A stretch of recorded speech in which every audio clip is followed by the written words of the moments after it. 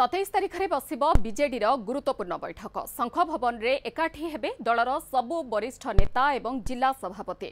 आगामी रणनीति नहीं विस्तृत आलोचना कराजिबो।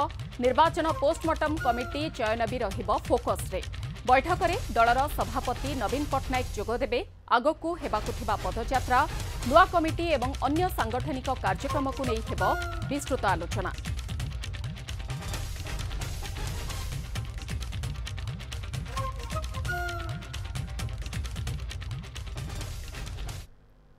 जिलार सांगठनिक कर्मकर्ता मान संगे तांकर आलोचना एवं पार्टी सभापति श्रीयुक्त नवीन पट्टनायक संगे मत विनिमय इंटराक्शन ये सब चली एवं प्राय आमर 20 पाखापाखि जिलार इंटराक्शन सर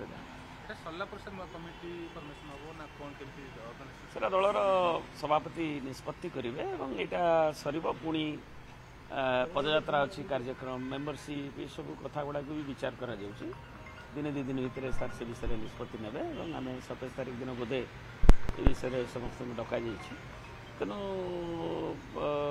सरला पुणी एप्रोप्रिएट टाइम रे आमर पुणी इलेक्शन प्रोसेस अन्य गुड़िक अच्छी तेणु से गुड़ी को दलर सुप्रीमो नवीन पट्टनायक निष्पत्ति ने।